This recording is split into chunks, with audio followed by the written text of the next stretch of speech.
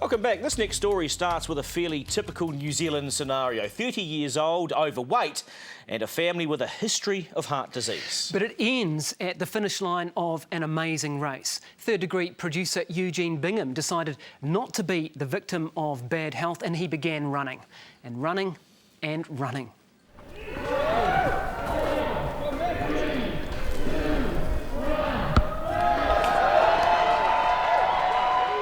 This is as crazy as it looks. 400 boisterous lunatics setting off in the dark. A race through the bush that will take them all day. And I'm surprised to discover I'm one of them. What am I thinking?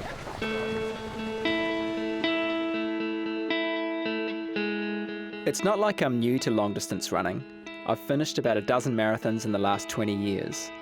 But what I've decided to take on is well out of my comfort zone. 100 kilometres, the Tarawera Ultra. I've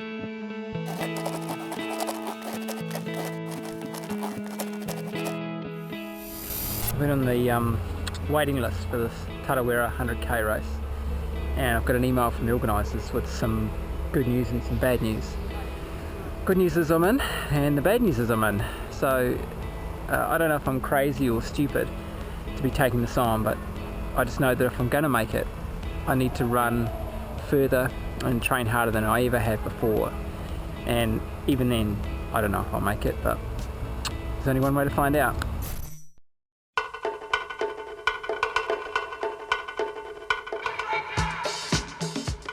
And that's to run, and run, and run, and run. Which takes time, so I take every opportunity. I run the 25k's to work, at lunchtime, for hours upon hours at the weekend. In all elements, I just keep running and running. I'm going to seek some proper advice, but in the meantime, what I need to do is get as many Ks under my belt as I can. So at the moment, I'm running about 180 Ks a week, and even then I'm still worried that won't be enough. Because the thing is, according to the entry form, the race could take a horrendous toll on my body. Renal failure, brain damage, death. This looks worse than the health warnings on a cigarette packet.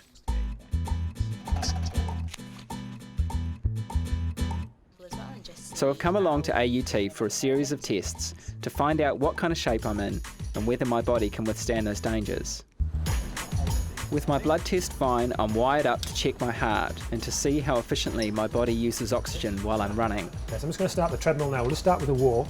Okay. It starts off slowly, but it gradually winds up. Going up again. And my heart feels like it's going to blow up when they increase the gradient and tell me to push myself as hard as I can for as long as I can. Good, great stuff. Oh, dig deep, Eugene, well done.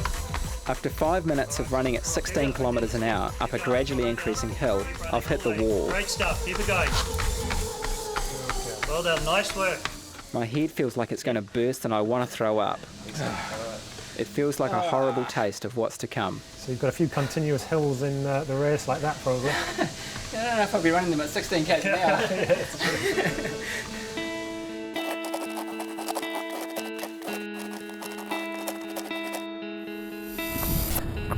Been training a few months now. I can definitely feel myself getting fitter, but 100k's just seems so daunting.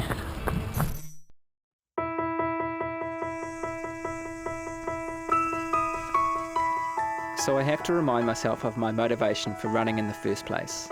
It's no midlife crisis. I have just turned 40, but I've run for as long as I can remember. It's not because I'm good at it. I've only ever won one race, and that was against a tiny field. I run because I like to keep fit. I run because it's good for my mental health. Nothing beats the silence of a long run.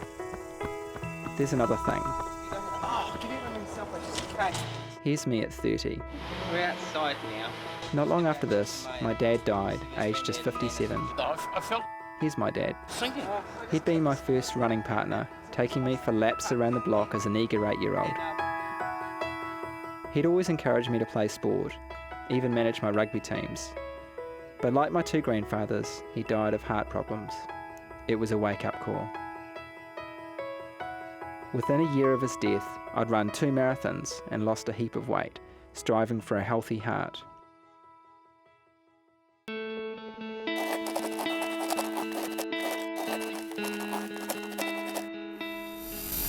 I'm at the end of one of my last runs through the Waitakaris. It's taken me longer than it should have because I'm hopeless at running on these types of trails. I tend to fall over tree roots and rocks and things, but I'm having to learn how to do it because over half the race is on exactly that kind of bush trail. But I'm tired, I'm sore. Why am I doing this again?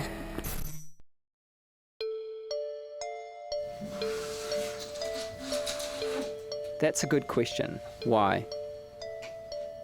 Running Tarawera is about proving to myself that I can take on something which is more challenging than I've ever attempted. That I'm tough enough, courageous enough. It's about running away from self-doubt and weakness. Maybe I'm running away from myself. To do this race, you better have figured out what your motivation is, because it's tough. The Tarawera Ultra winds its way through beautiful scenery but tough terrain. Starting in Rotorua, half of the race is along steep, craggy bush trails, before the relatively easy relief of a 40-kilometre, mostly downhill run to the finish in Kawarau. It's a day before the Ultra. Although most people won't recognise these athletes, they are the rock stars of ultramarathons from all over the world. Among the elite is New Zealand's best off-road ultra runner, Vajan Armstrong. Maybe he can set my mind at ease. For most people, once you start getting into that last sort of third of the race, that's when you really start to feel what an ultra is all about. And so at that point, it really becomes a battle of your will versus your body's will to try and make you slow down. Yeah. So that last third of the race for me is all about trying to stay relaxed, trying to stay focused and just keep moving forward. Easy for him to say, impossible for me to imagine. Especially now the race has just got tougher. Fire danger has dramatically changed the last 40Ks. I was just looking forward to just getting on those forestry roads and just belting home. Well, that's out of the question. Yeah. Now you've got to turn around, you've got to go back uphill. Right. You've got to go back over all those same roots and rocks. And on the Western Okataina Walkway, you've now got a monster big hill. You're going to have to go back over that one. You're not helping here, Paul. Nothing we can do. He's got a screw loose, has he? Well, they've made the course even harder now. Is he up for the challenge?